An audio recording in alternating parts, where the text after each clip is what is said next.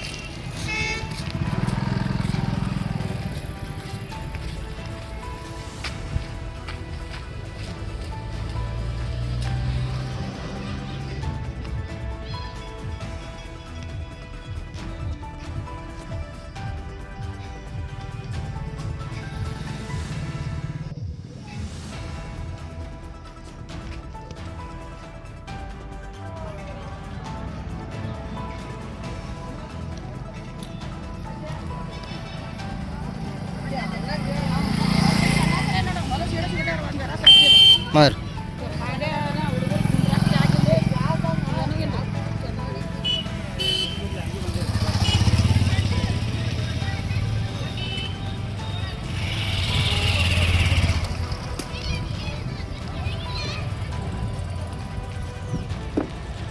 ಏನು ಸಮಸ್ಯೆ? ನಾವು 60-70 ವರ್ಷ ಆತ ಇಲ್ಲೇ ಇದ್ದೀವ್ರಿ.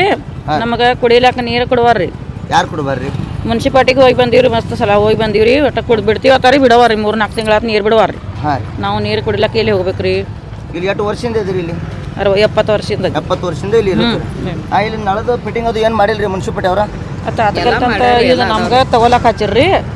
ನಾವ ಪೈಪ್ ಹಾಕಿ ತಗೊಳಕ್ ಹಾಕಿ ಎಲ್ಲ ತೊಗೊಂದಿರಿ. ನೀರು ಬರ್ತಿದ್ದೀವ್ರಿ. ಬರ್ತಿದ್ರು ಮೊದಲು. ಈಗ ಕಟ್ ಮಾಡಿ 2 ದಿನ ಆತ್ರಿ. 3 ತಿಂಗಳ ಆತ್ರಿ. 3 ತಿಂಗಳ ಆತು. ಇನ್ನೂ ತಗ ನೀರು ಬಿಟ್ಟಿಲ್ಲ. ಅಲ್ಲಿ ಹೋಗಿ ಚೀಫ್ ಆಫೀಸರ್ ಹೋಗಿ ಭೇಟಿ ಆಗಿದ್ರಿ. ಏನಂದ್ರಿ ಸಾಹೇಬ್? ಬಿಡ್ತಾನಂದ್ರಿ. ಬಿಡ್ತಾನಂದ್ರು ಇನ್ನ ತಗ ಬಿಡವಾರ್ರಿ. ಎಷ್ಟು ಕುಟುಂಬಗಳು ಅದಾವ್ರಿ ಇಲ್ಲಿ? 20 ಮನಿ ಅದಾವ್ರಿ. 25-30 ಮನಿಗಳು. ಆ ಕುಟುಂಬದಾಗ ಮತ್ತೆ ಈಗ ನೀರ್ದ ಏನ್ ಮಾಡ್ತೀರಿ? ಮುನ್ಸಿಪಾಲ್ಟಿ ಅವ್ರು ನೀರ್ ಬಿಟ್ಟಿಲ್ಲತ್ತಿರಲ್ರಿ?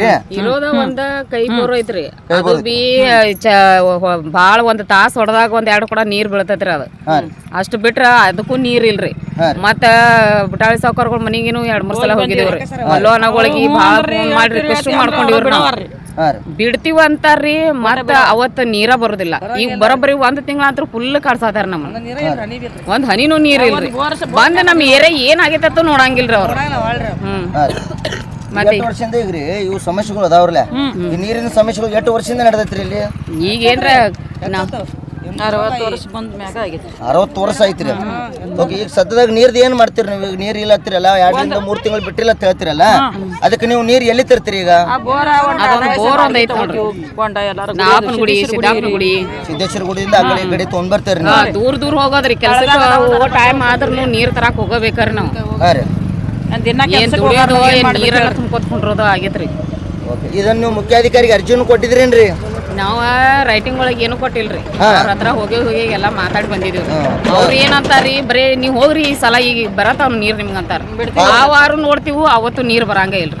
ಮೊದಲು 2 ದಿನಕ್ಕೊಮ್ಮೆ ಬಿಡ್ತಿದ್ರಿ ನೀರ್ರಿ? 4 ದಿನಕ್ಕೊಮ್ಮೆ ಬರ್ತಾವ್ರಿ. ಅದು ಈಗ 2 ದಿನ ಆತ್ರಿ ನೀರ್ ಬಿಡೋದು ಬಂದ್ ಮಾಡಿ. ಬರೋಬ್ರಿ 1 ತಿಂಗಳು 2 ತಿಂಗಳು ಆತ್ ನೋಡ್ರಿ. 3 ತಿಂಗಳ ಆತ. 3 ತಿಂಗಳ ಆತ್ರಿ. ಒಂದ್ ಹನಿ ಬಿ ನೀರ ಬರಂಗ ಇಲ್ರಿ. ಸಾಹೇಬ್ರಿಗೆ ಹೋಗಿ ಭೇಟಿ ಆದ್ರೂ ಬರೀ ಕೂತಾರ್ರಿ. ನೀವು ಒಳಗೆ ಬರ್ಬೇಡ್ರಿ ಹೋಗ್ರಿ ಅತ್ತಾರು. ನಾವು ಬಂದ್ ಬಿಡ್ತೀವ್ರಿ. ನಿಮ್ದೇನ್ ರಸೀದ್ ಐತಿ ಅಂತಾರ್ರಿ. ರಸೀದ್ ಇಲ್ಲ, ಕೇಸ್ ಐತಿ, ಅದೈತಿ, ಇದೈತಿ ಹೇಳ್ತಾರ.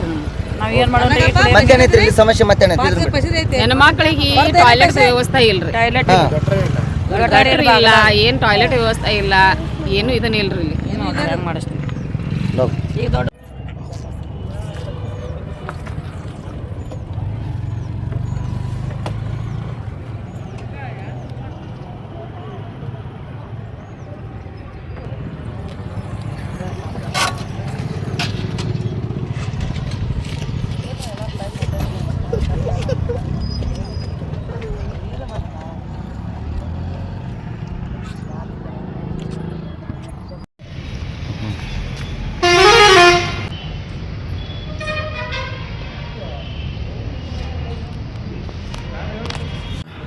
ವಾರ್ಡ್ ನಂಬರ್ 17 ಸಿದ್ದೇಶ್ವರ ರಸ್ತೆ ಅಲ್ಲಿ ಪಬ್ಲಿಕ್ಕು ನಮ್ಗೆ ಫೋನ್ ಹಚ್ಚಿ ಕರೆ ಮೂಲಕನ 3 ತಿಂಗಳಿಂದ ನೀರು ಬಂದಿಲ್ಲ ಸರ. ಮುನ್ಸಿಪಾಲ್ಟಿಗೆ ಹೋಗಿ ಆದ್ರೂ ಇಂದು ನಾಳೆ ಬಿಡ್ತಾನೆ, ಇಂದು ಬಿಡ್ತಾನೆ, ನಾಳೆ ಬಿಡ್ತಾನಲ್ಲ ಆ ಥರ ತಂದು ಒಂದು ಸ್ಟೇಟ್ಮೆಂಟ್ ಕೊಟ್ಟಾರ್ರಿ.